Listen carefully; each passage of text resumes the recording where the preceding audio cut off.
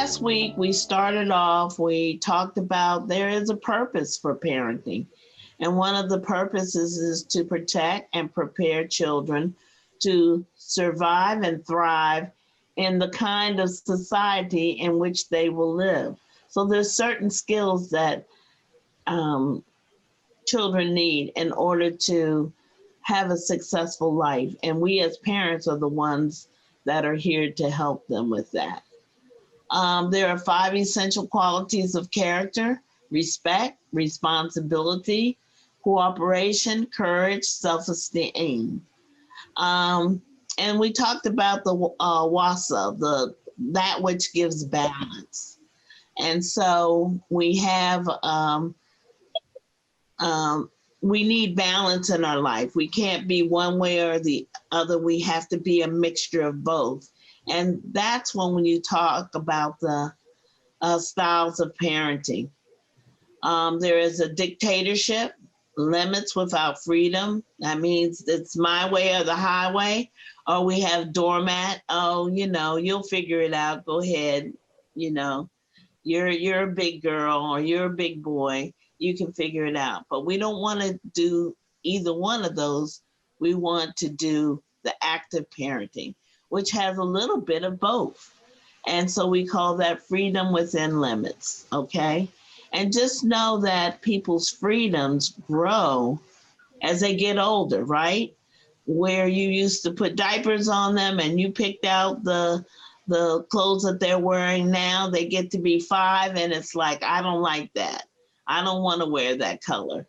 I like this. So we have to give them some freedom in order to pick out clothes and options and stuff. And we find out when we give children options and options that we can live with, that we have less stress and less problems, okay? And what your child needs from you is those skills, that character, and discipline and support. Not punishment, but discipline and support, okay? And I asked you all to do something for yourself about self-care. So remember, self-care is not selfishness. It is taking care of yourself so that you have enough strength and energy to take care of your loved ones. So did anybody do anything to take care of themselves? Can we start with Gabriella? Yeah. I completely agree about that we are the first reference to our kids in terms of the way that we treat ourselves. So this is an important thing that we could teach them.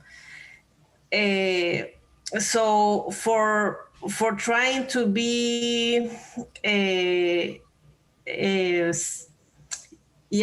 caring myself, I usually go to walk and breathe some fresh air.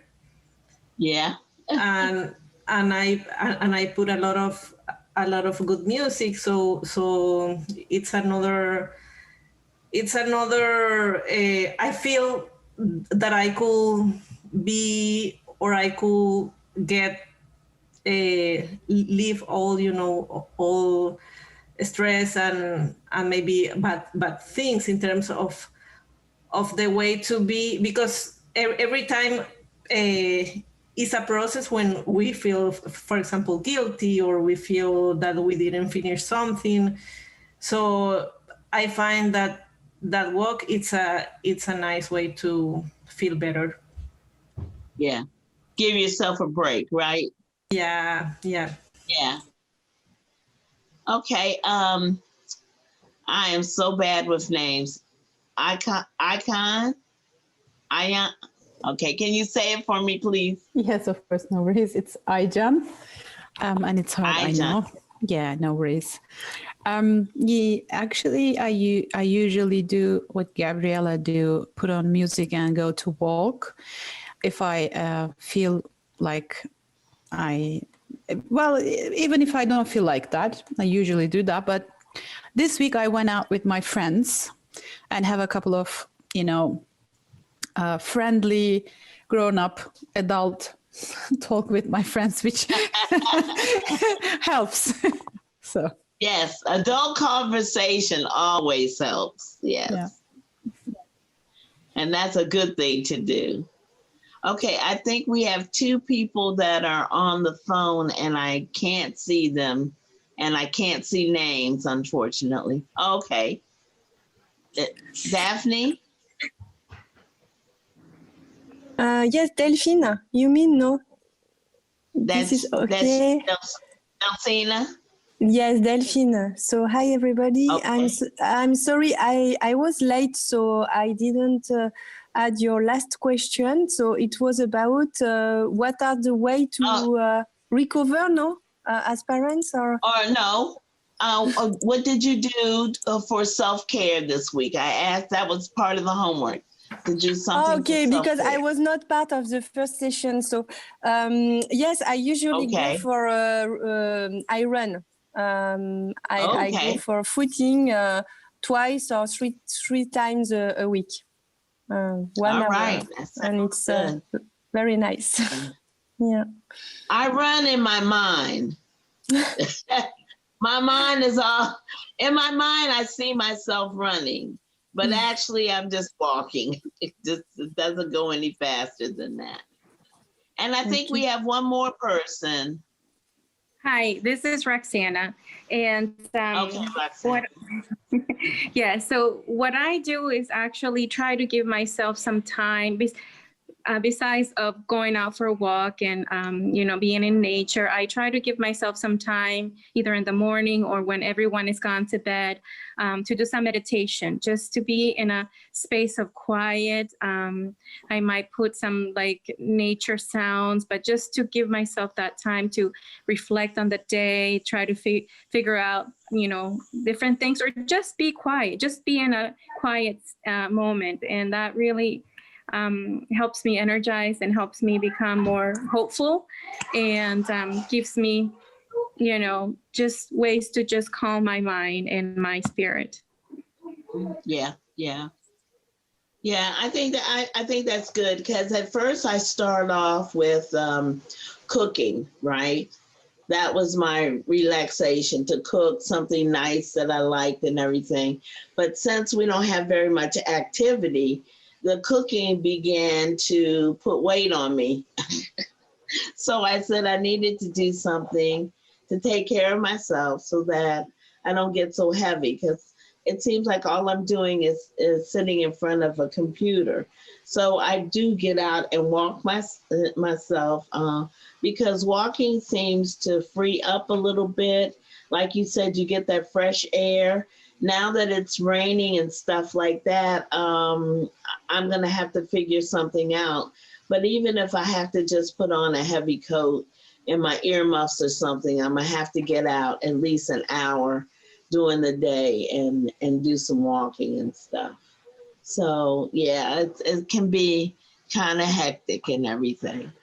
All right, so great. I'm glad. Please keep up the self-care, because if you don't take care of yourself, then who's going to take care of you if you get sick, right? I don't know if you've ever been sick and your kids have to take care of you. That can be kind of hard. I know one time I was up here and I had such a bad cold I could hardly get out. Well, my kids were taking care of me, because at the time I was a single parent, and to get them off of the video games or away from the TV to come and get you a glass of water or something like that you need can be a hard thing to do. So you want to take care of yourself so that you are not asking somebody to take care of yourself. Okay, so we talked about the active parent and everything. Was anybody able to do the parent survey? I put the link in your in the box. Was anybody able to do that? Yes, I did it. Okay, all right, great. So you may not have liked what you saw, right? But don't worry about it because we do what we know what to do. But now what's happening is that we're going to learn some new skills, and so that'll balance everything out. Like I said, I range very high on dictatorship. So, you know, I took the test a little later and I saw that I had balanced myself out. Still got that ability to be a dictator though. So I have to really work on that and remember that, you know, being a dictator to a child can lower their self-esteem and not help them get some of these essential qualities. Okay? All right, so we're gonna go on and I will also send you a copy of this. Now, one of the things that we talked about before everybody got on was the fact that next week there will be no class, okay? Then we looked at the schedule and the next class is the day before Thanksgiving. So I don't know how many of you all are going to be cooking and cleaning and things like that and getting ready for Thanksgiving. But we were wondering if it's all right if we cancel that too and tack that on in December. So it'll be 2 weeks off and then 2 more weeks. Is that agreeable to everybody? You can put your thumb up if you want to, if that's all right. Okay. All right. Great. Great. Good. So, Barnaby, you can let Danielle know. Okay. And I'll send her an email. Okay, please. Okay. And we'll go on now. So we talked about mutual respect. Remember, respect is something you have to give in order to receive. And we're going to do this first video. Before I go on, is there any questions or comments or concern? Anybody? Okay. Just a question about the material. Are you supposed to mail that for us or? I'm going to give you a, before you get off, I'm going to give you a link so that you can download the book. You have 60 days to review it. Okay? Okay, thank you. That was the easiest way to do it. So, what's going on here? Okay.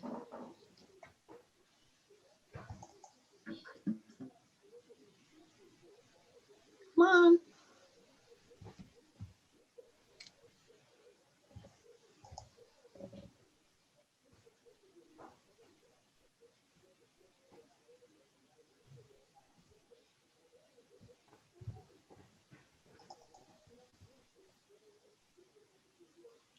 Okay. Let me see if I can get this. Excuse me for just a minute.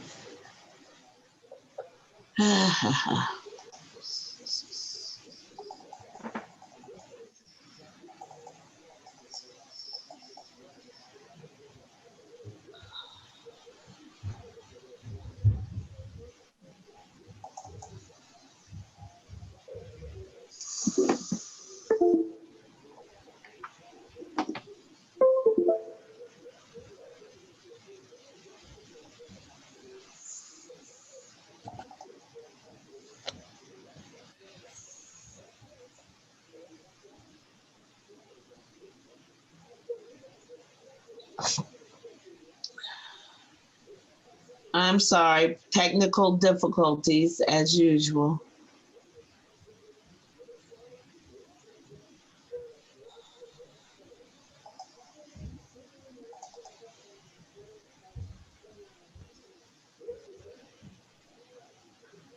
Okay, where did it go? There we go. Let's go up.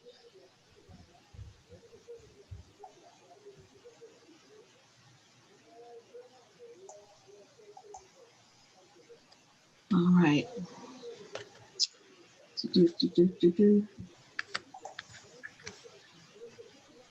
Thank you for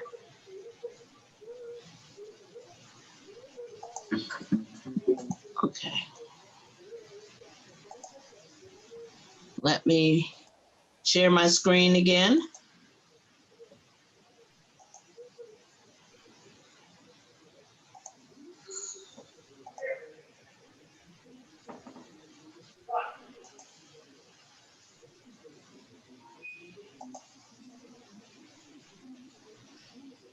Keep your fingers crossed, everybody.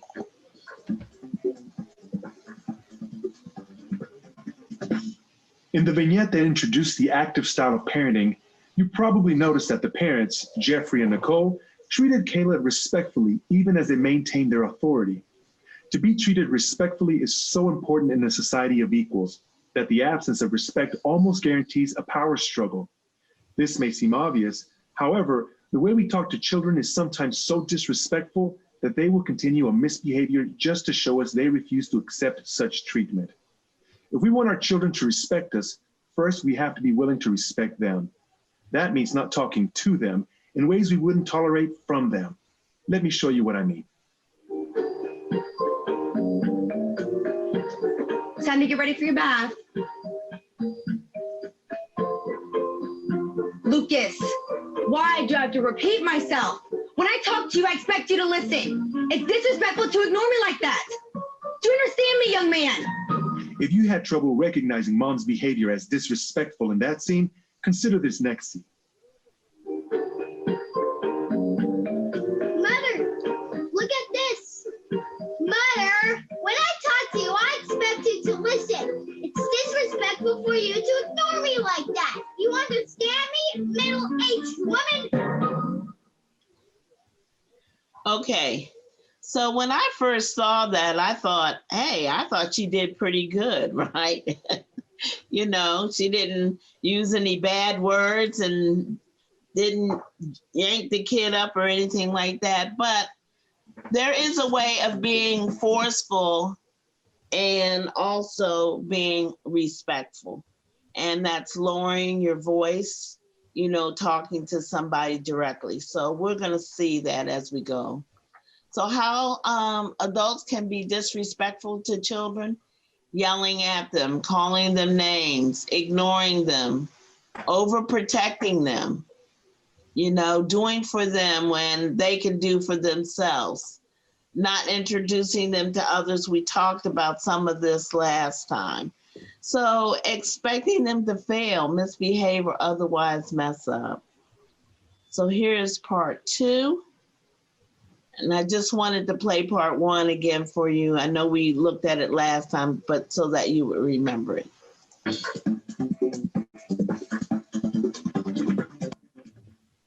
Respect between parents and children is a cornerstone of active parenting, but it is also much more. The 21st century world is more diverse than ever before, and for children to survive and thrive in this world, they will need to learn to treat others with the same respect that they want for themselves.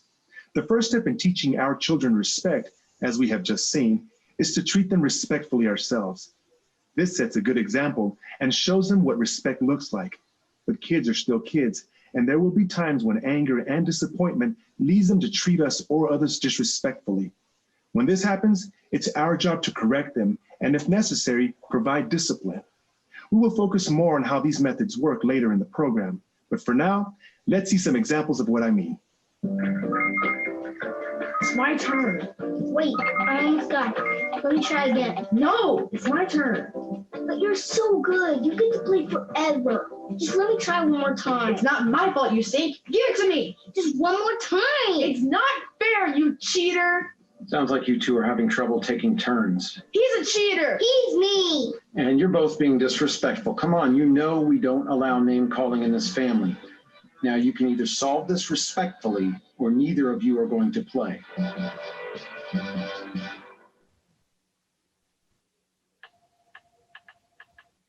don't see why this site? Because it's full of things that are okay for adults and not for 9-year-olds. But Zoe goes there all the time and she's only 9. You're not Zoe and I'm not her mother. I'm yours. You're stupid. I hate you.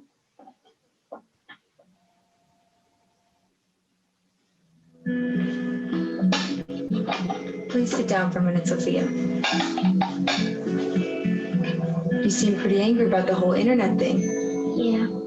But that doesn't give you a right to talk to me disrespectfully. I don't mind you being angry or disagreeing with me, but I do mind you yelling and calling me names. I don't yell at you or call you names, so I expect you to not do that to me. Is that fair? Yeah. Yes, ma'am, please. Yes, ma'am. Good.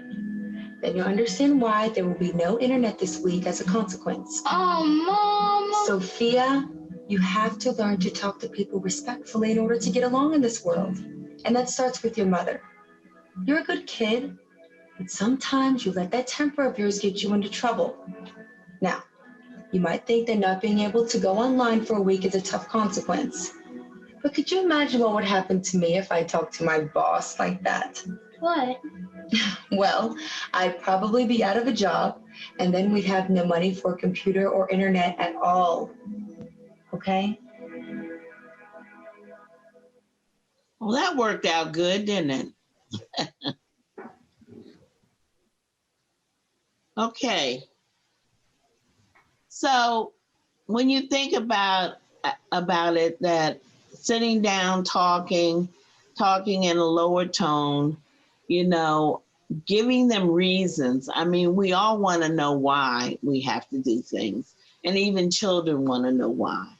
I know a lot of times, I know when I was growing up, my parents were, you know, children are to be seen and not heard, and it didn't matter why, you just needed to do it.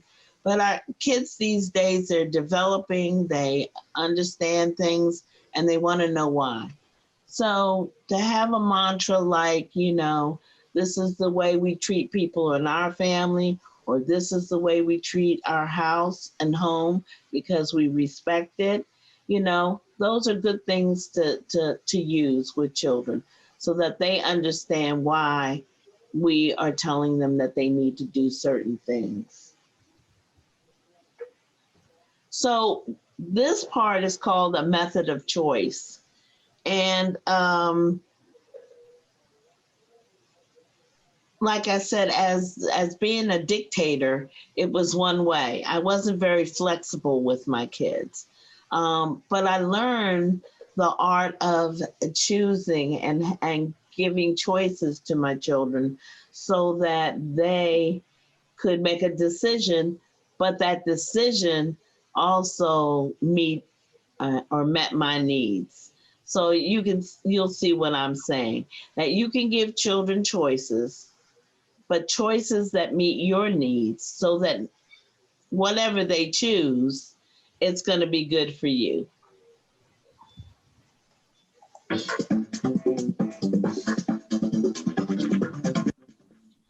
Soviet defector during the Cold War era was asked what was the most difficult adjustment she had to make living in the United States. Her answer? Learning to make choices. She said that in this country, we have so many choices, but in the Soviet Union, she had almost none. So just choosing a breakfast cereal in a grocery store could be an overwhelming experience for her, one in which she counted 26 choices. Giving children choices now can help them to learn to be effective decision makers later. When we give choices, we also give our children some power in their lives, and that makes the desire to rebel less likely. Let's see an example. Mom was always so bossy about everything, saying do this, do that, drink your milk, brush your teeth, always ordering me around. Finally, one day I decided I had enough. We're leaving in a few minutes. Put this on. No. What did you say? I said no. Nicholas, please, I don't have time for this. Put your shirt on. No. This went on for about 10 minutes with her pleading and threatening and stuff. But I had already made up my mind. I wasn't going to put on that shirt no matter what. I got my pride, you know. When she came back, I thought I was really going to get it. She could spank me if she wanted to, but she couldn't make me put on that shirt. And by now, we both knew it. But instead of a spanking, she did something really different. I think I owe you an apology. I've been treating you like you don't have enough good sense to make up your own mind about what to wear. Forgive me? Now let me ask you something. Would you rather wear this white shirt today or this blue one? Finally, an honorable way out. Peace with dignity. The blue one. Great. You finished getting dressed and I'll go get breakfast going. Oh, would you rather have cold cereal or oatmeal today? Now, of course, it doesn't always work out this well.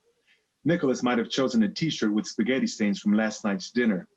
Since this would be unacceptable for the situation, Mom could redirect him to the choices that would be okay. This, again, is the active style of parenting, or freedom within limits. In future sessions, we'll talk about how you can combine the use of choices with consequences for a very effective discipline technique. But for now, think about how you can give your children choices that empower them and are still acceptable to you. Okay. So let me ask you all something. Has anyone used that in with their kids? You know, a way of giving them choices to get the situation done? And if you have, would you like to share it with us? Or could you think of a time when you could use it?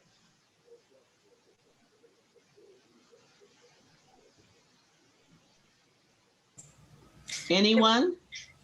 Okay. Yeah. Sometimes I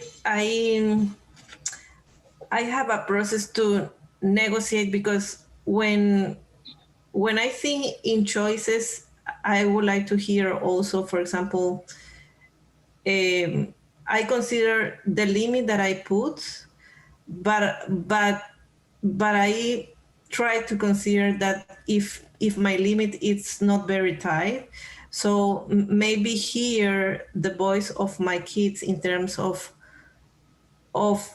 what we could negotiate in terms of finding choices. Because if I only say you could take for breakfast oatmeal or bread, maybe he could say yes, but I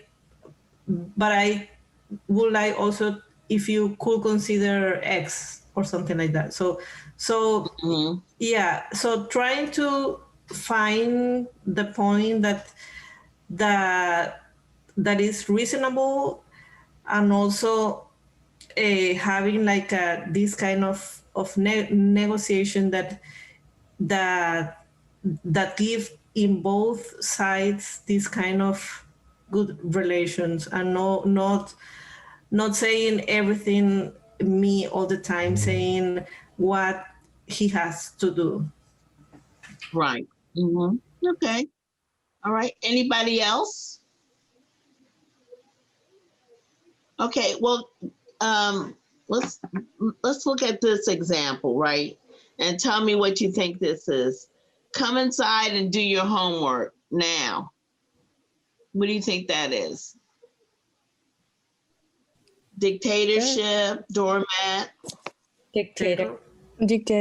Yeah, dictator. Okay. So in order to make this a more active parenting statement, we could use, do you want to do your homework before dinner or after dinner? So you would use something that, you know, they're going to get their homework done, whether they choose before or after dinner. So you're doing something that is going to give you the result that you want, but it just gives them a little more, you know, choice. What do you think about that?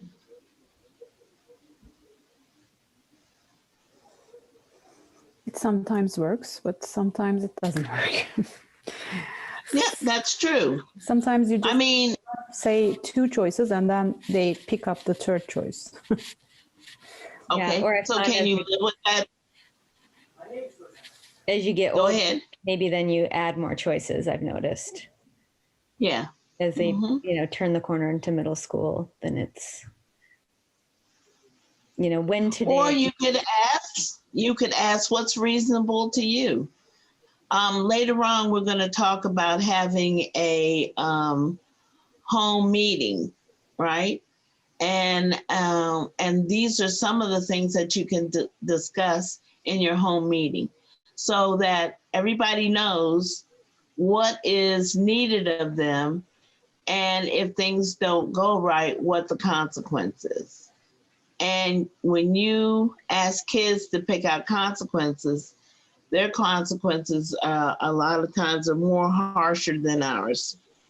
So, you know, yeah, it's a way of letting them be empowered too, instead of, you know, just being there and taking, you know, whatever we give them. So when you talk about active parenting, we talked about this freedom within expanding limits.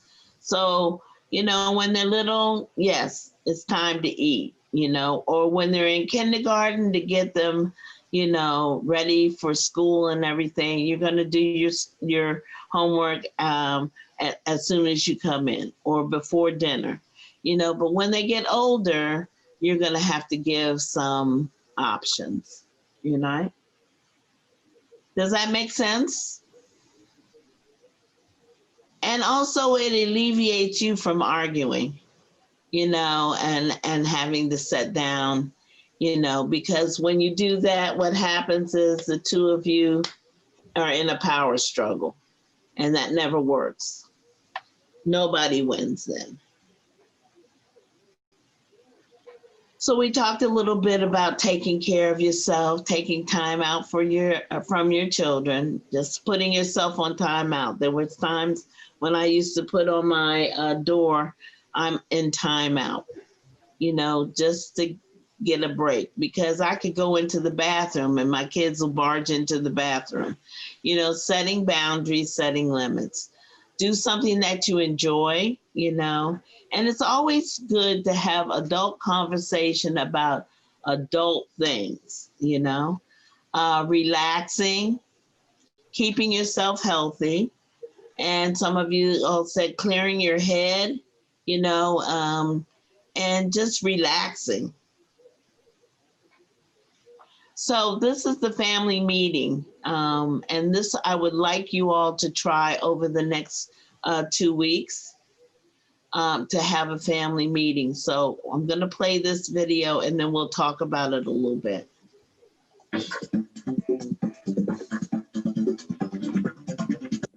One of my favorite things to do as a family when our kids were growing up was also an occasional game of basketball. My wife and I really enjoyed this time we spent together, just having fun. Taking time to play with your kids is not only a great way to build strong relationships in your family, it's also one of the real joys of parenthood. A lot of parents who take an active parenting course are in a big hurry to get to the discipline skills. How can I get my kids to obey me better? And discipline is a major part of what active parenting is all about. But on the other side of the parenting equation is what I call support. The times we encourage our children, listen to their problems, play with them, read with them, take them places, and do other things to strengthen their personality and our relationship with them. If you think of parenting like a bank, these support functions are like putting money in the bank, so that later when you need to say no or discipline your children, you have some savings to draw against. To help build up that bank account each week, I'll introduce a family enrichment activity, a skill that you can use at home to help strengthen your relationship with your children. Our first family enrichment activity is simply called Taking Time for Fun.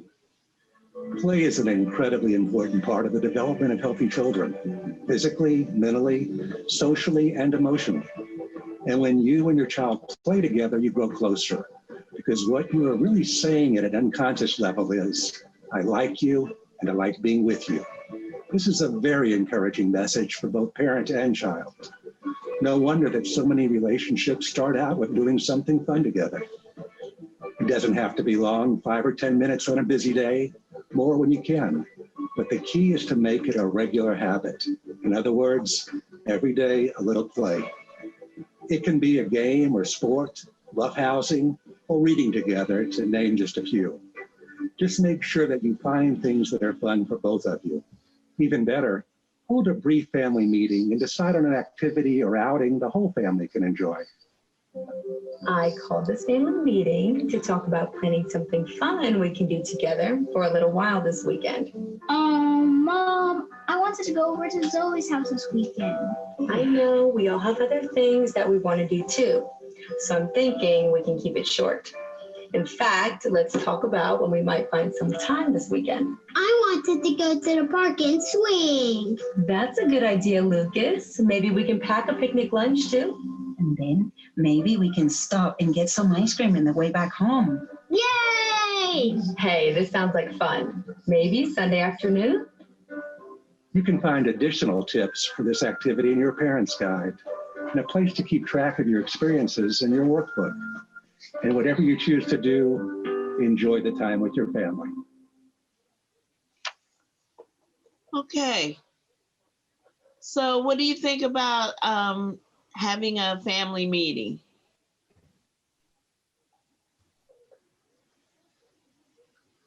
Do you think you might be able to do that?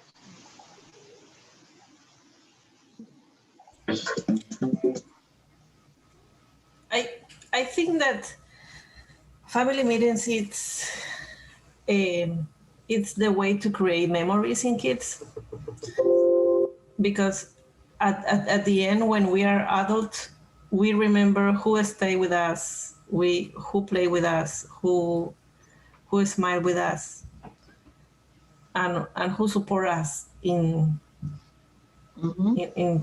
all our childhood.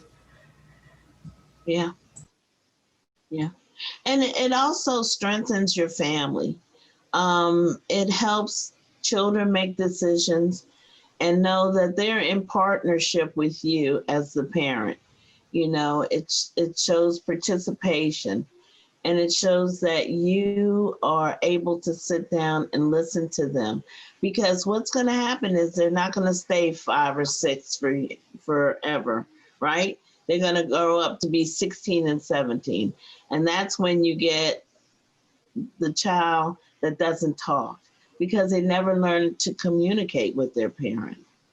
So now you're trying to work with them and make sure that they are able to communicate with you and that you understand how they're thinking, and you all can bond better this way. So if you had to start a family meeting in these next 2 weeks, what do you think you would do it on? Anyone? Bettering our communication. Okay, so what would that look like? You would invite them to the meeting. Yeah. And then what would that look like? What would you say to them?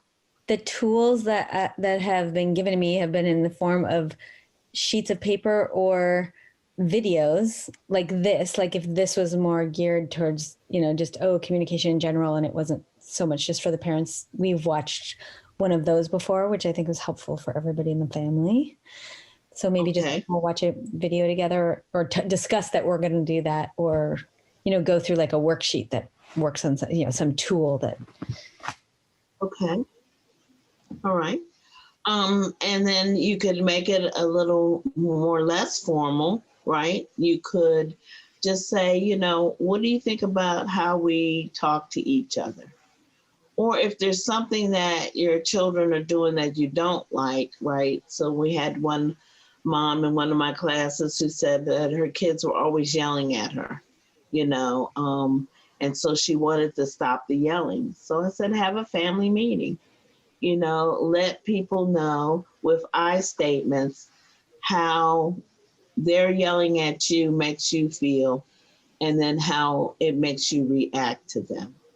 And see if you all can talk about how you can communicate better.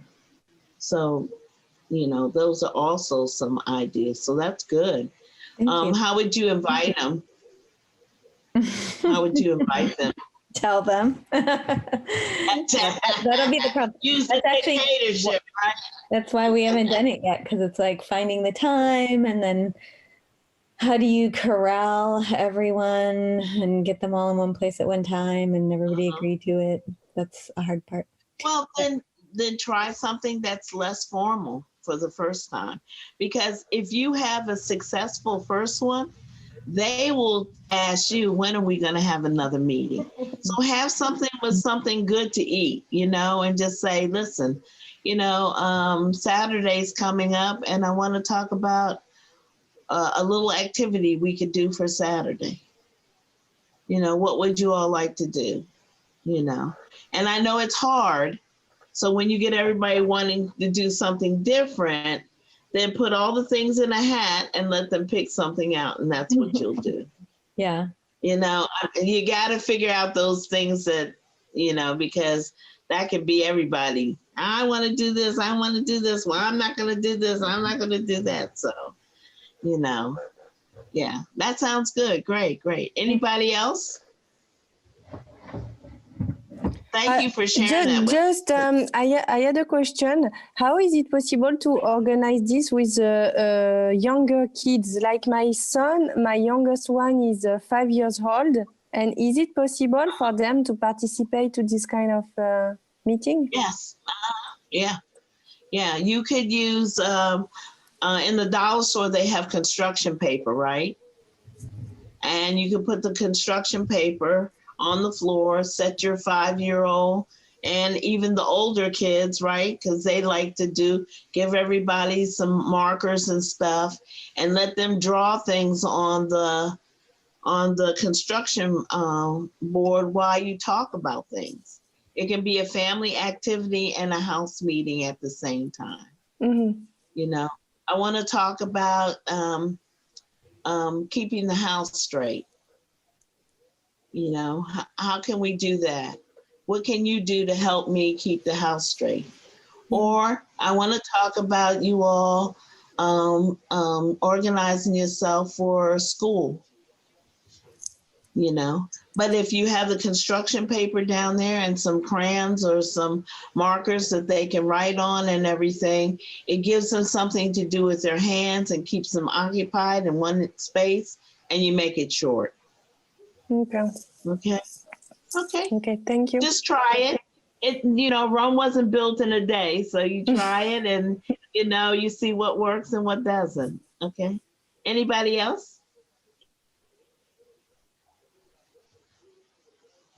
Anybody willing to try?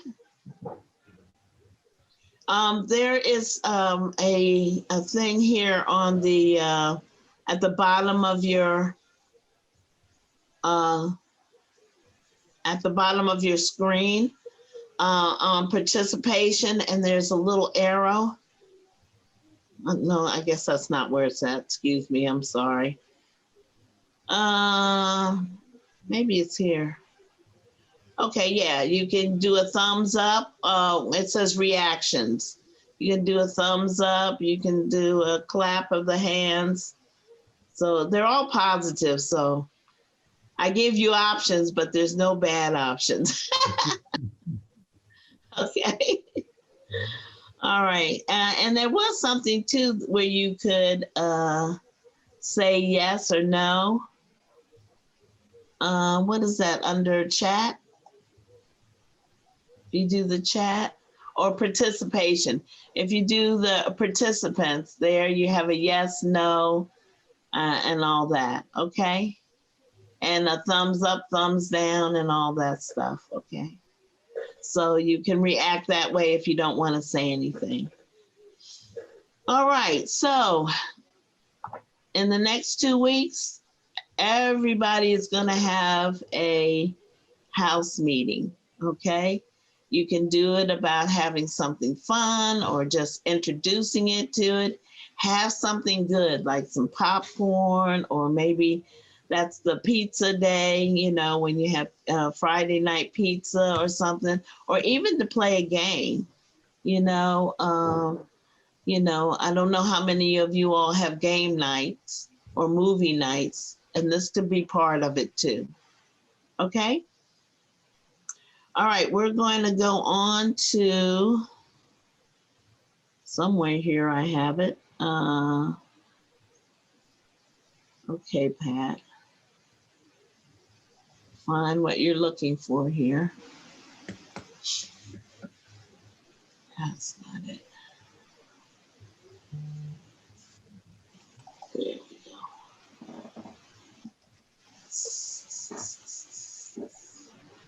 All right, we're going to go on to session 2.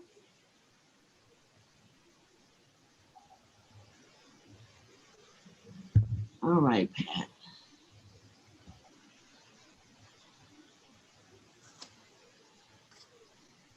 I don't know why it's not. Oh, there we go.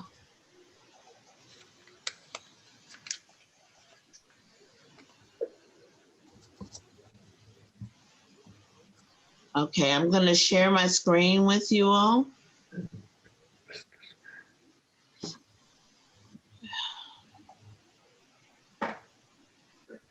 And we are going to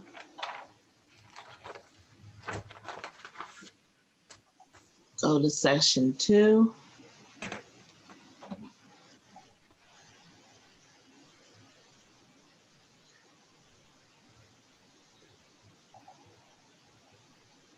There we go, finally. All right. So we're going to talk a little bit about cooperation and respect and discipline and some of these other things that we want to be easy, but sometimes are very hard working with our children. But cooperation is 2 or more people working together in a mutual supportive manner for a common goal. Okay. So we're going to talk about cooperation, communication, and problems.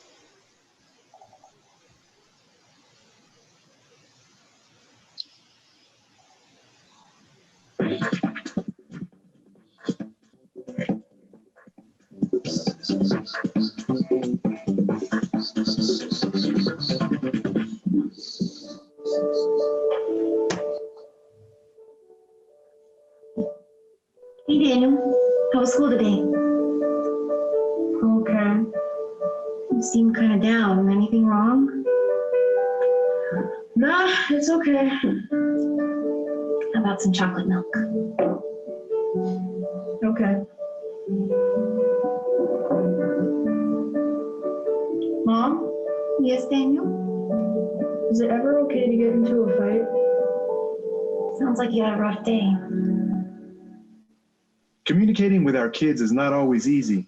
We want to find the right words to ease their pain or solve their problems.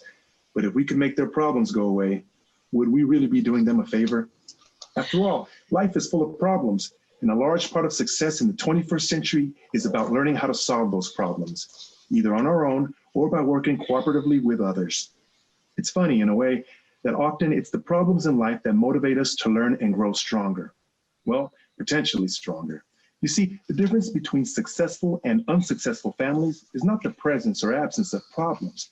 Every family has problems. Successful families, like successful people, learn from their problems and find solutions while others get bogged down in their problems, often making them worse. Okay. So we talked about cooperation. And we know that dictators demand cooperation, doormats hope for cooperation, and active parents teach cooperation. So this is a skill that it is up to us as parents to teach our children also. And along with teaching them comes the mutual respect and the participation that we need. So successful families handle their problems and learn from them. Unsuccessful families make their problems worse and they don't learn how to improve them. So you might have a blow up with your child and everything, and everybody's like upset and nobody's getting along and things are just really to the point where you just want to go in your room and shut the door and just say, hey, oh well. But that doesn't help the problem any, because eventually that same problem will come up again. So it's up to us to maybe have that family meeting so that we can sit down and learn from our problem and work on it together. We can have our children cooperate with us and help us problem solve, right? This also helps problem solving skills. We want our kids to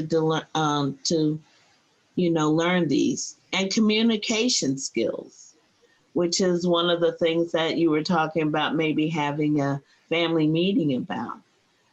Teamwork, how we get together and work. I know on Saturdays, my kids didn't like it, but from the time we got up, we usually got up early until about 12 or 1 o'clock, the team was supposed to clean. We had to clean up the house and everything and make it ready for Sunday and the rest of the week. Also creativity, when you do these meetings and everything, be creative. You can send your kids invites, or you can let them make up the invites, You want to use empathy, when you're talking with your kids. You saw in the other video where mom sat down with her son and gave him some chocolate milk and said, oh, wow, you really had a hard day, didn't you? She identified his feelings, and she used empathy to do that. Then there's responsibility, because we all have to be responsible for something. Our children have to have responsibilities too. So not giving kids chores is not helping them any. Letting them learn how to be responsible for something is a good teaching skill for them. And it also helps when they have responsibility, it also helps them build up courage, right? And you probably don't understand how that does, but as we go on, you'll see how responsibility also connects with courage. And then there's other positive traits that we want our kids to have, and so those are the skills that we need to work on. Okay, so we're going to talk about who owns the problem. Problems are going to occur. If everybody's house is running sweet and nobody's having any problems, I give them kudos, because I know there's always something going on in my house, even with my kids being older, right? So when you talk about who owns the problem, right, there are problems that are a parent's problem, and there are problems that a child's problem, and a child should be able to solve. And sometimes we mix these up. And so let's talk about how this problem handling model works. So who owns the problem? If the parent owns the problem, then you provide the discipline, okay? If the child owns the problem, you provide support for that child. You don't solve it for them, but you do provide support for them, that they're able to talk to you and they're able to bounce it off you, right? But if it's your problem, then you have to make the decision and you will have to deal out the discipline. Okay, and we're going to see some videos on this too. I have some very good ones on this. So let's look at a video on who owns the problem. Are there any questions or comments? Because I can't see the chat box. So Barnabas, are you looking? Let me check. Okay. I had raised my hand, but I can wait for the video. Question might be answered there. Oh, yeah. Who is that? Because I can't even see you. This is Orion. Oh, okay. All right. Go ahead. You can ask your question. Well, I was just trying to understand what you meant by problem handling. Like, or when you're saying who has the problem, the parent has the problem or the child has the problem. I don't understand that. Okay, so we're going to watch this video and this will help out. And if you still have a question, please ask it afterwards, okay? Because I think the video will show you better than I can tell you.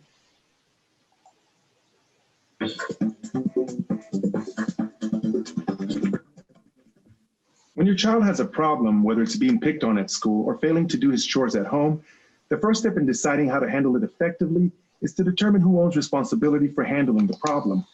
You or your child, or in some cases, both of you. Dictator parents tend to act like they own all of their children's problems and are quick to take control and tell them what to do. Doormat parents often act like their kids are able to handle all of their problems on their own without any parental help. Active parents, on the other hand, understand that part of preparing our children to thrive is knowing when to stand back and let them handle a problem and when to jump in and help guide their way. Remember in session 1 when Dr. Popkin talked about the two sides of the parenting equation, discipline and support? The question is, how do you know when to use discipline and when to use support? The answer is often found in determining who owns the problem. When you, the parent, own a problem, the solution usually calls for discipline. When the child owns a problem, it calls for your support skills. This is why the first step in handling problems is to determine who owns them. The following clues can help you determine who owns a problem and who should take primary responsibility for coming up with a solution. 1, who is the problem behavior directly affecting? The parent or the child? That person owns the problem and should usually be the one to decide how to handle it. 2, does the problem involve health, safety, or family values? If it does, then the parent probably owns the problem. And 3, given your child's age and level of maturity, is the problem one that you can reasonably expect your child to solve? If not, the parent should take ownership. To help you get a better feel for how this works, let's try a few examples. Remember the opening scene between Daniel and his mom? Let's watch a little more and see if you can determine who owns this problem. Sounds like you had a tough day. Yeah. What happened? Well, you know that kid Ethan from down the street? Sure. Well, he teases me on the bus all the time. Today, he told me that nobody likes me and that I should just go to another school. I told him to shut up, and then he said, why don't I make him? I said it was dumb to fight, but he just called me a chicken. And the bus stops, and he got off, and he said, see you tomorrow, you little chicken. Who owns this problem? Daniel, his mother, or is it shared? Okay, what do you all think? Oh. Shared. I mean, sure. You think it's a shared problem? I think it's okay. And why do you think it's a shared problem? Well, although I can't remember Sean, the man's criteria. I'm sorry. Go ahead. Who's talking? This is Sean Baschini. I can't remember the criteria exactly that he went through because I'm sure you could apply that analysis, but it's certainly the child's problem.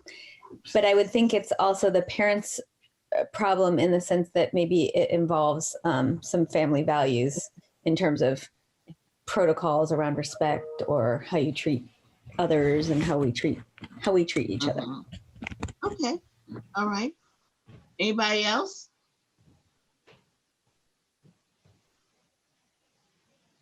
Okay. I know this is not going to start where I want it to. I didn't think so. Let me see if I can go. When your child has a problem. Nope. That didn't work either, did it?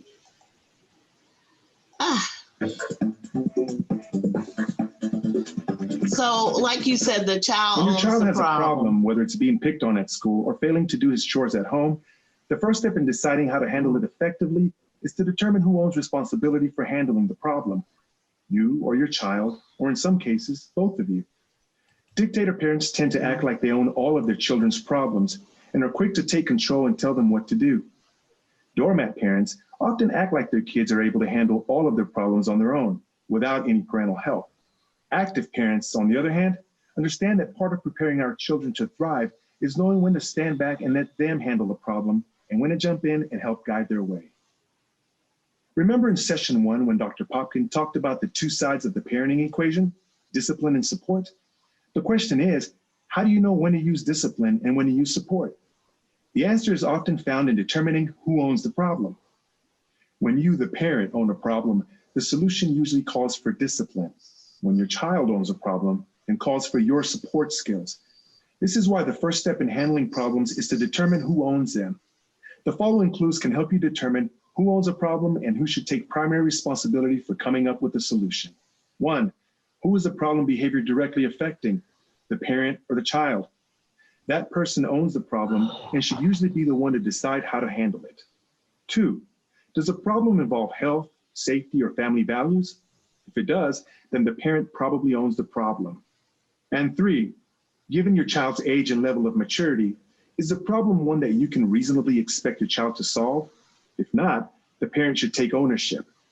To help you get a better feel for how this works, let's try a few examples. Remember the opening scene between Daniel and his mom? Let's watch a little more and see if you can determine who owns this problem. Sounds like you had a tough day. Yeah. What happened? Well, you know that kid Ethan from down the street? Sure. Well, he teases me on the bus all the time. Today, he told me that nobody likes me and that I should just go to another school.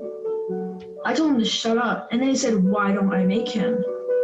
I said it was dumb to fight, but he just called me a chicken. And the bus stopped, and he got off, and he said, see you tomorrow, you little chicken. Who owns this problem? Daniel, his mother, or is it shared?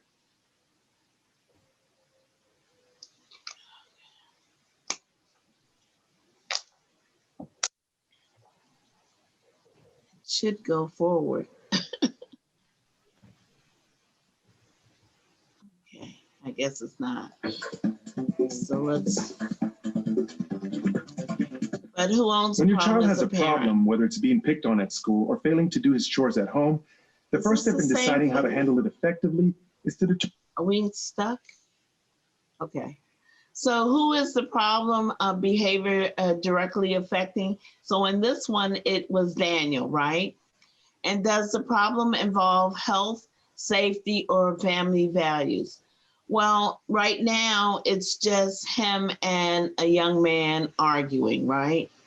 If it got into the fact that his safety, Daniel's safety, like bullying or anything like that was involved, then it would be a shared problem with the parent. Is the problem one that you can reasonably expect the child to solve? Sometimes it's up to the kids to just sit to talk and reasonably, make decisions. Sometimes if we step in, you'll find out that next time you talk to them, that they're best friends again. So it would be something that you monitor, but wouldn't directly, solve for them. You would be there as a support. What do you all think about that? But maybe I misheard the video, but didn't Daniel say that this has happened more than once? Like, this wasn't the first offense. This wasn't the first time that this boy had approached him this way.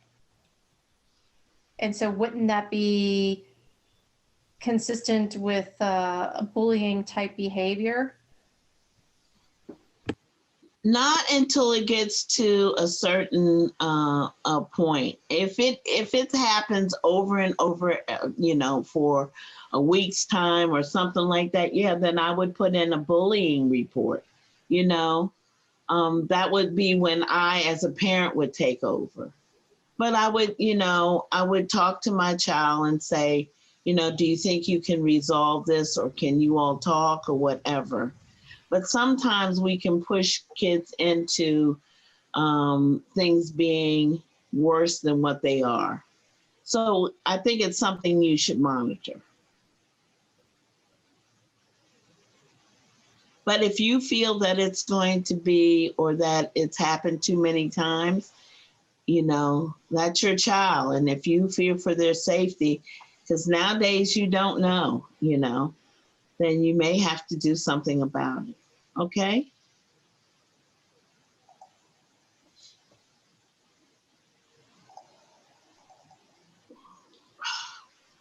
I tell you, I'm not very good at this. This problem belongs to Daniel because he is the one who is being affected by it. However, if his safety is at risk or if he breaks a family rule by fighting, then it becomes a shared problem with his mom. Now let's try another example. Joe, who left your bike in the driveway again? Now I'm sick and tired of having to move it out of my way. Who owns this problem? Jeffrey, Jordan, or is it shared? Shared. You think it's shared? I think it's the dad. Anybody else? This is Jeffrey's problem because Jordan's habit of leaving his bike in the driveway is blocking Jeffrey's goal of parking his car in the garage. Jeffrey will want to use effective discipline to help his son learn to take care of his possessions and be more considerate of other people. We will see more about that in another session. Let's watch our third example. Saturday, that might work, but remember, Izzy has a soccer game in the morning. Are you on time planning Mom, I can't get the colors right on this. Can you help me? Not now, hon. I'm talking to your stepmom. Where was I? Oh, the soccer game. But Mom, I can't do it. In a minute, Isabel. I'm sorry, Cindy. It feels like every time we get on the phone, Isabel needs something. Now, about the game, how about we meet at the soccer game and then Izzy can go home with you afterwards? Mom, your minute's up. Whose problem is this? Mom's, Isabel's, or is it a shared problem? Okay, what do you think? I think it's This is a trick question because there are actually two I problems think here. it's shared. Isabel owns the problem of fixing her picture. It is, it's a and Mom shared owns the problem of her daughter interrupting her phone conversation. In future sessions, we'll revisit some of the problems we've just seen and talk about what happens once we know who owns the problem. But for now, get some more practice with the important concept by figuring out who owns the problems in your family. Okay, so that's the whole thing. We have to figure out who owns the problem. When we have problems in our home, we have to figure out, is this my problem as a parent? Should I take this on, or should it be my child's, responsibility? I'll support him. I can talk with him, but he needs to solve some of his own problems, because that's the way that you build character in your children. Now, when it comes to my child's safety or his health or something like that, then it's my problem. Also, like you saw with the father, Jeffrey, pulling his car into the garage, and he keeps telling his son that he needs to put his bike up, but his son keeps leaving his bike there. Then that becomes my problem as a parent. It's up to me to set boundaries for my child and to discipline him if he doesn't understand that he needs to remove the bike. What are some of the things that you might have that might be happening in your home that you feel like, who owns this problem? The amount of screen time. Okay. The amount of screen time. And who do you think owns that problem? Well, I think ultimately it resides with the parent, but given today's COVID environment where they don't have the ability to be outside and be a kid with their friends or extracurricular activities, the rules and limitations that we set with screen time have been relaxed considerably. And the fact that they're, in school for long periods of time and their teachers are encouraging them to, participate in websites that have like reading or math-based games, it's really hard to set limits. Yeah. And the other thing about screen time, and you have to look at what's positive screen time and what's recreational screen time for them, right? So when you're talking about video games, that's one thing, being on there constantly. My grandchildren are on the computer constantly, but it's video games, they go to school, they do their schoolwork and stuff, but then after that, it's just strictly video games. So I would like to see them have some variety in that too. So who owns that problem is their parent, you know, and helping them find other ways or limiting the screen time and doing something else with them, you know, going for walks outside or, you know, doing some board games with them or some other things, you know, there are creative things that you can do, you know, teaching kids how to make sandwiches or to cook something for themselves. So, you know, there's things that we have to take control of too. So yeah, anybody else? I mean, one of my problems was with my kids was my son leaving his clothes everywhere. You know, it was like a trail from the living room all the way up to his bedroom. Socks, shirts, you know, shoes, whatever, you know, toys, whatever. And so that was a problem. Now, I had to own that problem myself because it bothered me. Didn't bother him, but it bothered me, you know. So we had to sit down and have a family meeting on, you know, why we keep the house clean, why we do certain things, and what would be the consequences if that was not met. So, you know, my kids have a funny way of turning it back on me too, right? So I had left something laying down on the kitchen table and my son said, up, you know, you're leaving your clothes around. You didn't pick it up. So I had to pay the consequence, right? And, you know, but it was a teaching skill for them. And my son finally learned how to pick up stuff behind himself. So, and he set the consequences, you know, that you had to wash the dishes for a week. Yeah. So he was washing dishes constantly. All right. Anybody else? Anybody have anything that maybe they want to bring up that might be, you know, a problem they're having?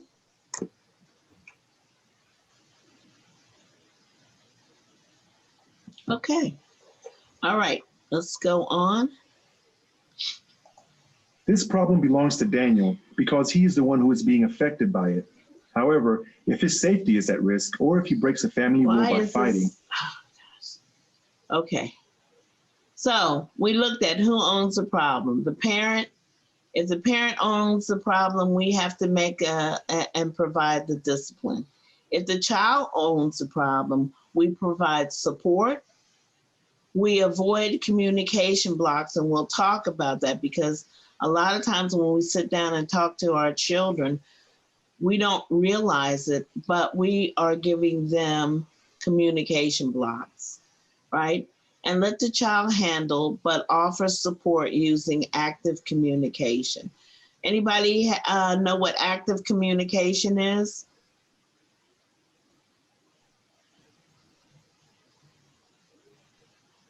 I mean, we've all had these like active, listening classes that you know, sit down next to your child, you know, face them, don't be over top of them, but sit down and face them and talk to them and communicate with them by listening and using feeling words and descriptive words and empathizing with them. Okay. The road to cooperation is paved with good communication, and we're going to talk a little bit about that. I'd like to give you a break for a few minutes, and while I'm giving you a break, I'm going to try and email you your link to the book, okay? All right, so it is 6:51. How about coming back at 7? Sound good? Okay. Good, that's good. So 7 o'clock, and then we'll be, come on, Pat.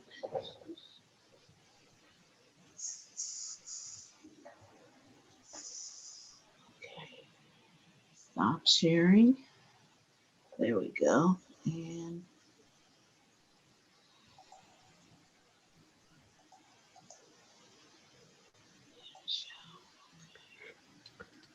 one, two.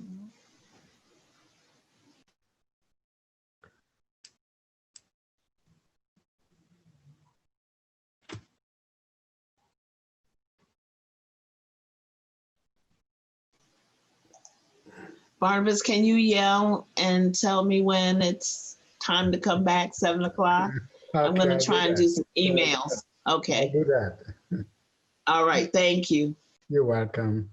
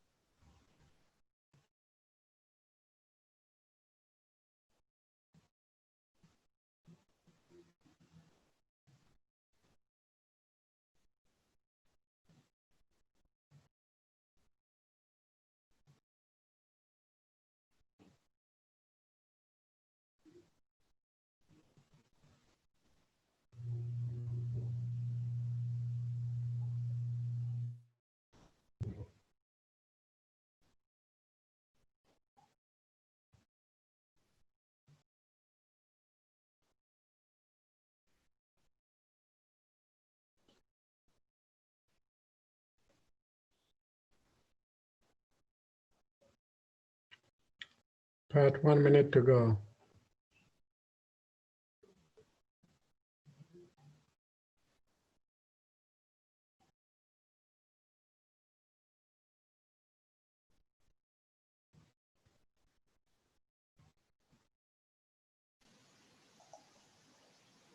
Okay, I didn't get very far, but I will. Okay. Yes. I will try and do this again All right. later.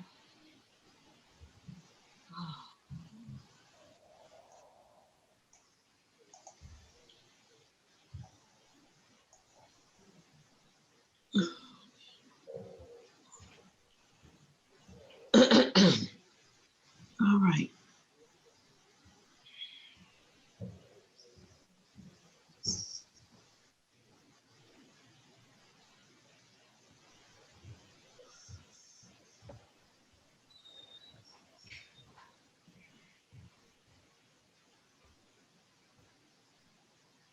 Oh, she couldn't come back. Okay. Yeah, one person left. Yeah. Okay. All right.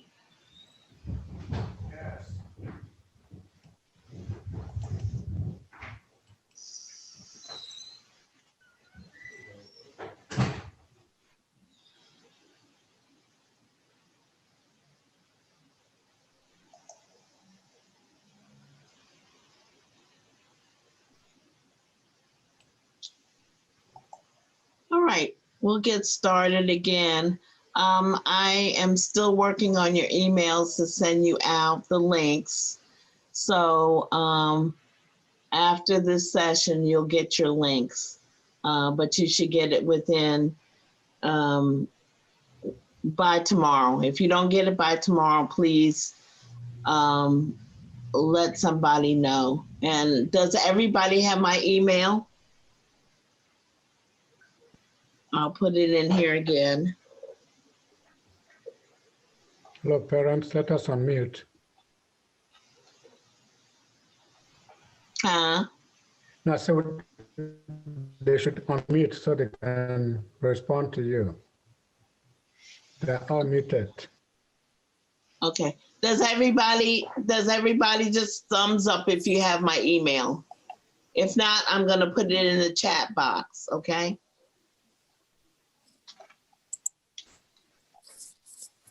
Okay, thank you. So if you don't get your link, or if you have any problems, please contact me, all right? Okay, so we're gonna go on.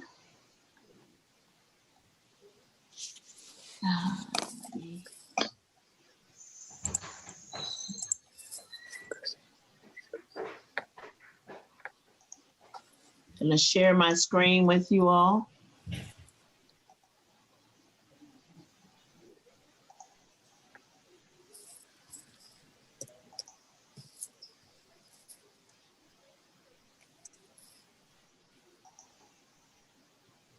Okay, are there any questions or anything anybody wants to bring up, or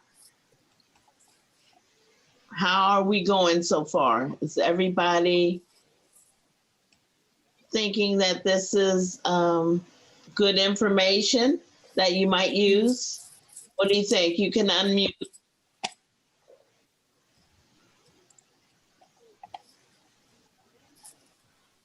Okay, unmute, and then, let me know what do you think so far?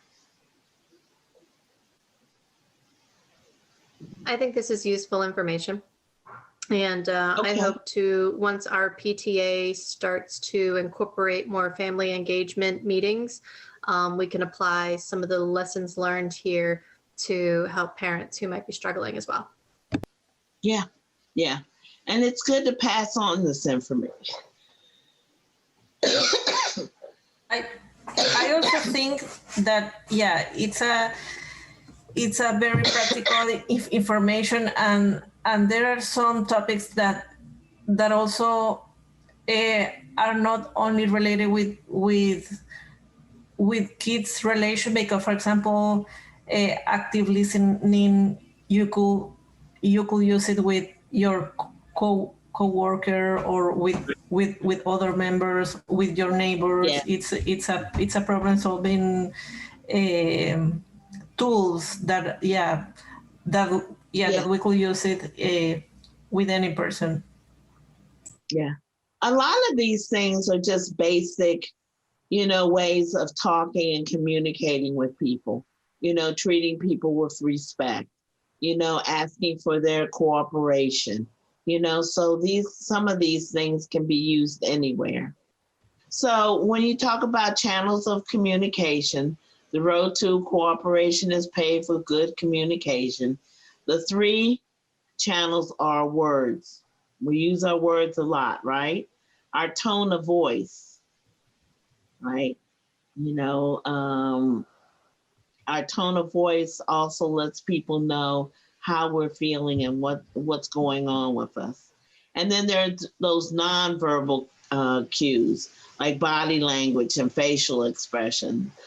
People tell me that I can't play poker because I wear my expression on my face. I try and keep a blank face and everything.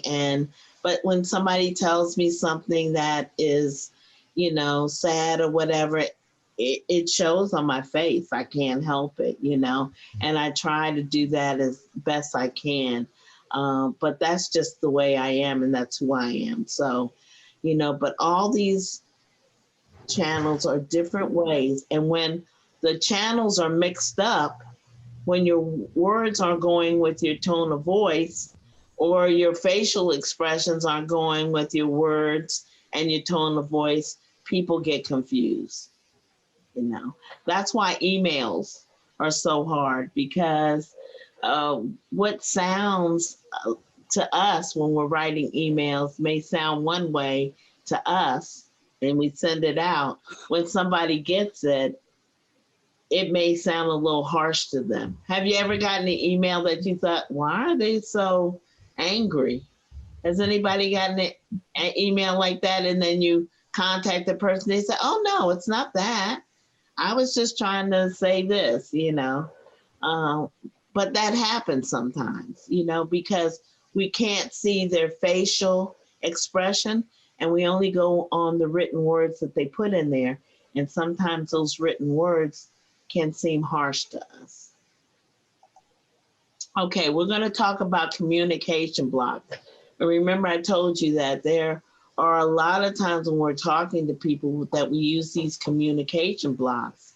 And these blocks can be very damaging and stop people from talking.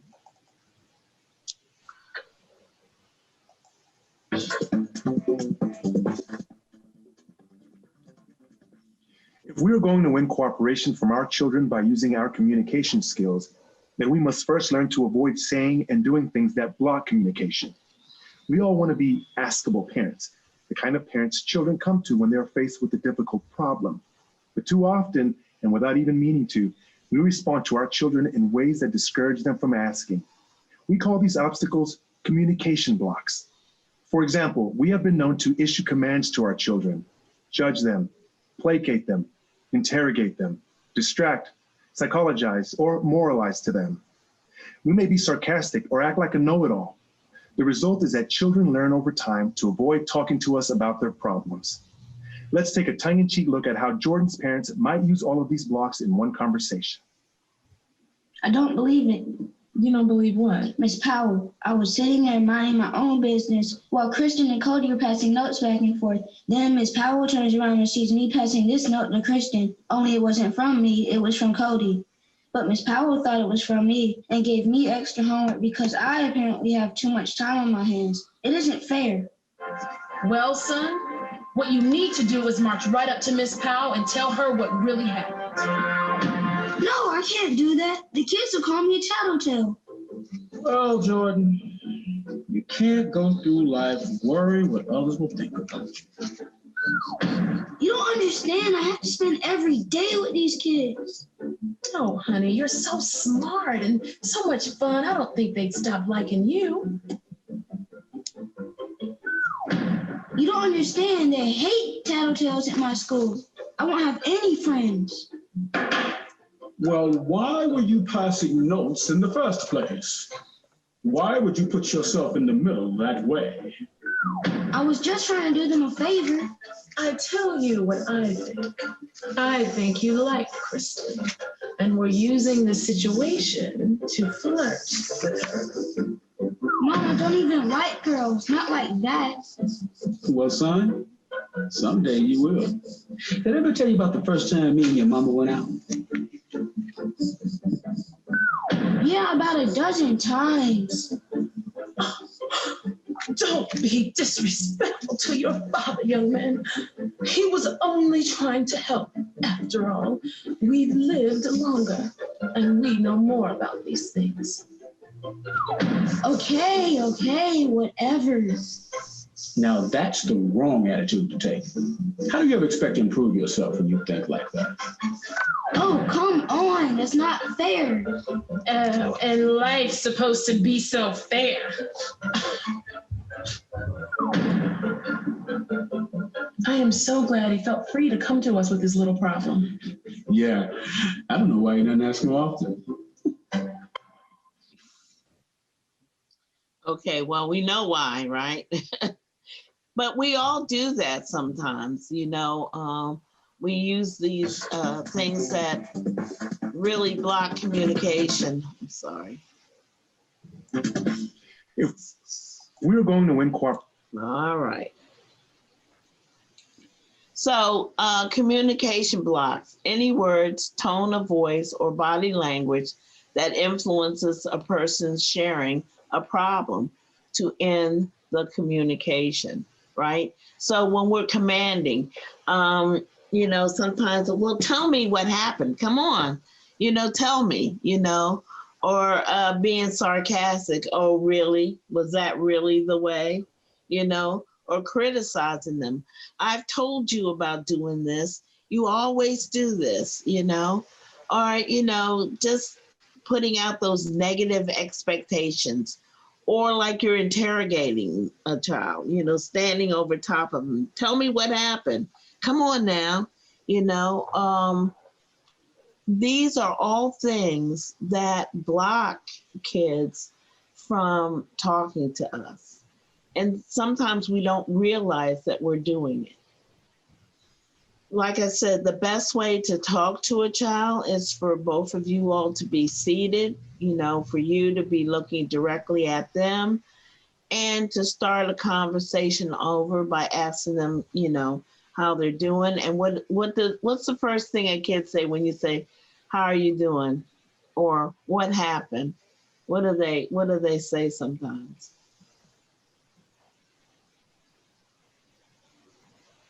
You can unmute and just say, what do you think they say?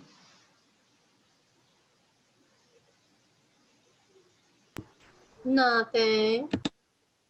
Yeah, right?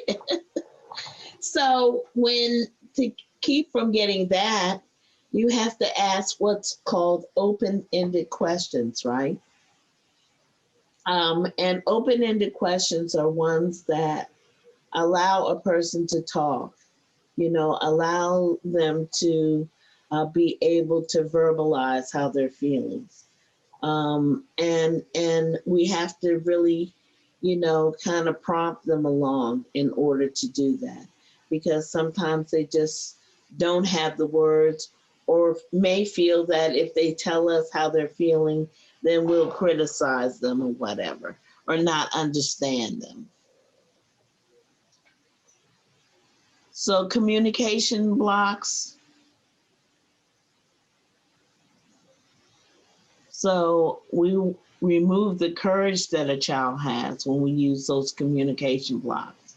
We can hurt a child, we can demoralize them, we can discourage them from talking again, we can lower their self-esteem, we can make them unmotivated and trigger resentments and disheartening. So those are things that we don't want to do. We don't want to traumatize our kids just because we're asking them, well, how was their day at school, right? Or what happened and why were they having an argument. So active communication, listen actively, sitting down, talking to them, looking them in their face, taking the time away from everything. I used to think that it was good to bring the kids in the kitchen. While I was cooking and stuff, I would ask them different questions, and talk to them. But that's really not a good way to talk to them. A child needs an individual conversation by themselves for the two of you all to really respond to each other and communicate.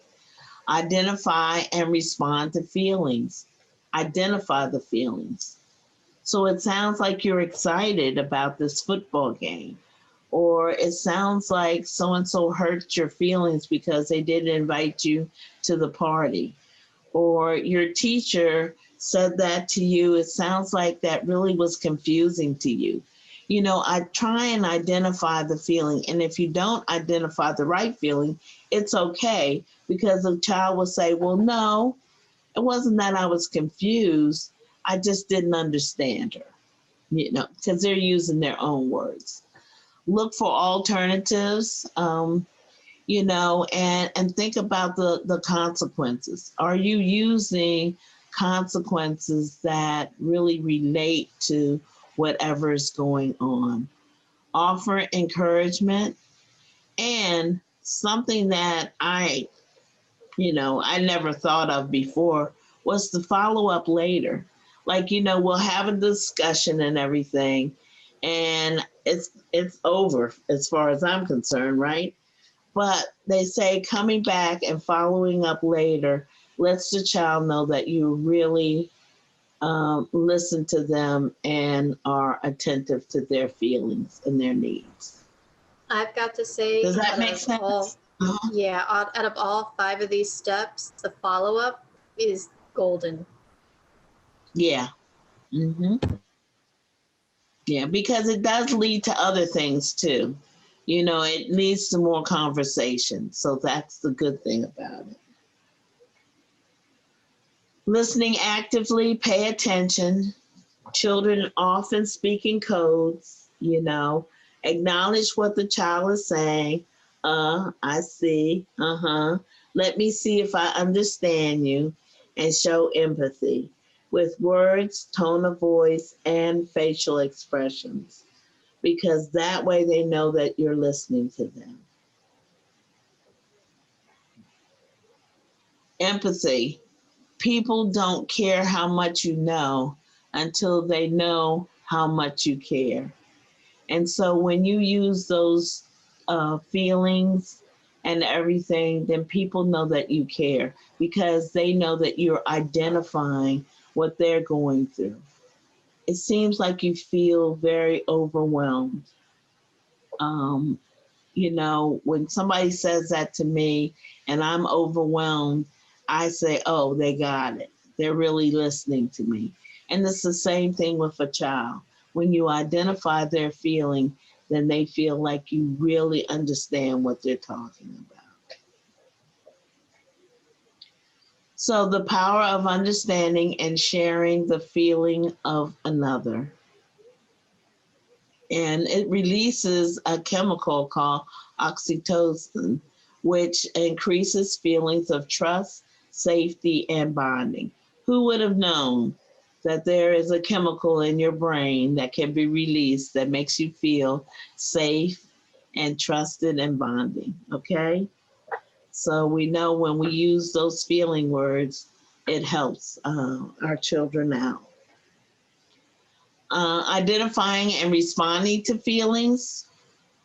What is my child feeling that she may not be saying? You saw in the one thing, he said, but she could see that he was really, had a hard day and was going through something. What feeling words might capture this the best? Even if you use the wrong one, it doesn't matter, because the child will, like I said, let you know what the right one is. How can I respond to her feelings about what happened? An example of the response is, it sounds like you really felt sad about what happened, you know? And it's kind of hard too, because kids just seem to be all over the place. And that's why I said, if you're sitting down next to them and talking to them face to face, you can get a better understand of how they're feeling. All right, we're going to stop here for a minute, and I am going to do a new share, and I'm going to show you okay, so I'm going to send you out a link. The link will take you to this page, right? And I will send you a login and a password. This will take you to the Active Parenting Guide, okay? And within the next couple of weeks, if you can read a couple of chapters or go through the book, you know, it's really easy learning, but it has a lot of good things in it that I think that you'll like, and you'll get some information from. We can only teach so much in this period of time, but the book has a lot of good information in it that you will enjoy. So like I said, if I don't send you, and everybody sent their email in? Let me go through this too. Hold on. New share. Let me go through. Let's see.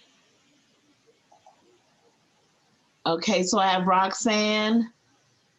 I have Akan.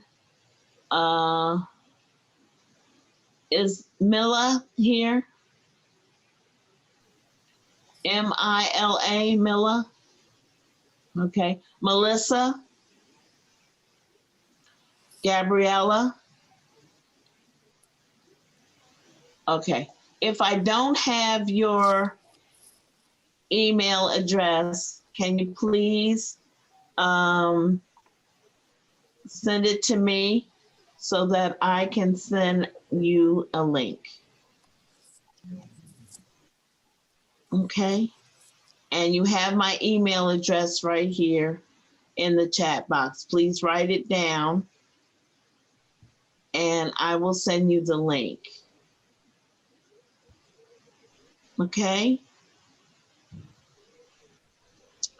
All right, hold on for just a second.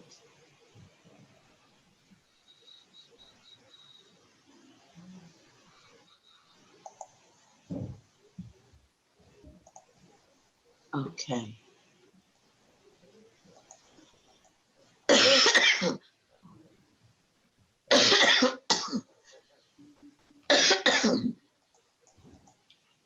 It's not fair. I'm not even gonna. Okay, I lost my oh, here it is. I'm sorry, I lost you all for a minute. Let me share my screen again. We're still here.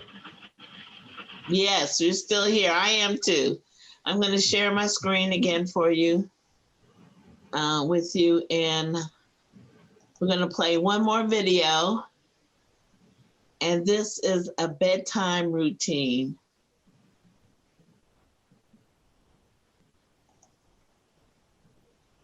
All right. So one of the big things about having a routine is that, I don't know, we're so busy and everything doing stuff because we used to be running around everywhere. But now that we are in this pandemic and things are, I guess, the second or third wave, whatever you want to call it, with the flu season is back and everything. So it's even more important that we stay inside and stuff. It's good to have a routine. You know, we can break it every now and then, but having a good routine from the time we get up to the time we go to bed And even as a single person right now, I don't have a good routine. I'm trying to get into one. I was in one for the summertime, right? Get up, walk, get up early, walk, come back, you know, start work at 9:30, you know, but everything has just fell apart. So I'm planning on getting back to my routine because in this day and time, I have to have a routine, or I'll just be laying in the bed watching Netflix all day, you know, and I do have a job. So, but bedtime routines are so good because it gives you a time to have a quiet time with your child. The people say that you should spend at least 20 minutes of alone time with each of your children. Now, if you have 4 children, that's kind of hard to do, you know, but pick and choose, but spend some alone time with each of your children. It gives you a chance to bond, to hear what they're saying, and they'll get used to it and they'll want that time. And as they get older, they will respond to you in a more positive way of letting you know what they're doing and how their day is and stuff like that. So let's look at this, and then we will be gone for 2 weeks. We won't be back until when, Barnabas? When's our next class? You're muted. You're muted, Barnabas. Yeah, I meant to the 9th of December and then the 16th of December. Okay, so the 9th of December, so that's a long time. Yeah. You know, I really wish you all the best of, you know, Thanksgiving and everything like that. But 2 weeks you'll have your books, you'll be able to, I know you're just gonna like read your books, but remember you only have 60 days of this download. In 60 days, it'll disappear. Okay, so we're gonna start this, okay? I'm going to put the chat back. I mean, the mails that, I mean, the links that we should check out for the survey and are they all gone? No. Okay. Everybody's still here. Okay. All right. Barnabas? Yes, I have the links. I just put them on the chat room for the survey. Okay. Please complete the survey for us. You hit complete when you are done. And then there is a feedback link also. I think that's the last one. Sorry, they're all meshed up together because I was trying to save them until the last minute. Okay. Thank you very much, Pat. Okay. And we thank our parents for the patience and for being here with us. We're still here. We're still here. We haven't finished yet, Barnabas. Yeah, okay. Yeah, that's right. I just wanted to know that. Okay. We're very grateful to them. Okay. Yeah. Let me do the video and then we can say goodbye. Okay? Yeah, sure.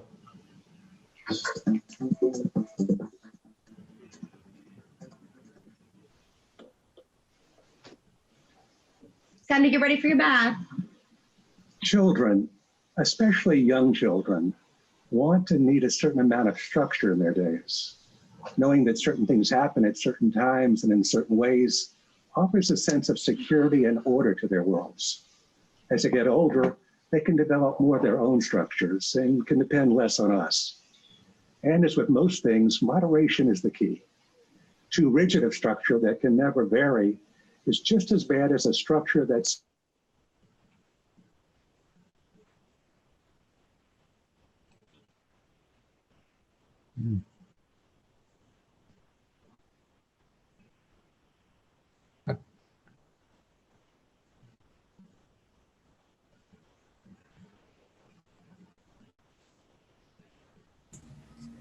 We can hear the video. Yeah, it was frozen for a while. I know, but it doesn't have to be that way at all. Okay. In fact, even our son Ben was at his most spirited as a 5-year-old our bedtime structure worked well. Many of parents' common problems can be prevented. We keep in mind 3 things. First, talk about what the situation calls for, whether it's a trip to the grocery store or a bedtime routine. Taking time to discuss what's expected is important. Next, make it a win-win for both of you. You can help make unpleasant tasks more acceptable to your children if you look for ways to involve them in the process and to make it fun. And finally, be generous with your encouragement. If they do something well or give it a good try, say something positive about it. Bedtime can really be one of the happiest times of the day for both you and your children. You make it fun and involving. One good routine that has been successful in many families is to begin with bath time. Bath time can be an enjoyable time for kids and parents too, when you add some bathtub toys and a little fun. Here's the world's famous diver about to do a triple somersault. Big splash! Woo! Oh! Older kids, of course, can handle bathing on their own. The next task, teeth brushing, may never qualify as fun, but when you get them involved in using some encouragement, you can at least keep them on the right track. Now let me see. There you go. Your top teeth are so clean. Do you know where to go from here? The bottom. That's right. So you start in the back. So open up wide and start brushing. Mom's encouragement there is likely to motivate her son to keep up the good behavior. Next on the list is one of most kids' favorite parts of the routine, a bedtime story. Whether you read a favorite book or make up your own story, this age-old ritual offers a pleasant transition from the active play of the day to the quiet of bedtime. Plus, it's a great way to strengthen a child's reading skills. Then it's time for lights out and your own special rituals. This might include a prayer if you like, and then other regular words or actions, back scratching, a special poem or something like that. If all the little girls in the whole wide world were laid side by side, and I could choose any one of them to be my daughter, I'd choose you. And I choose you to be my mommy. We choose each other. And finally, the most important 3 words that a child can hear from his or her parents. I love you. I love you. I love you. I love you too, Daddy. Let's go to bed. Okay, so after all that, I love you, and we put our children to bed and everything, what happens then? I need a glass of water. I need to go to the bathroom. So, you know, we do a good job and everything. We do the best that we can. And we knock out all the water and the bathroom and all that stuff before we do our bedtime routine. And, you know, reading the story or letting children make up their own story or having them read a story to you, you know, is a wonderful way of ending the evening for your child.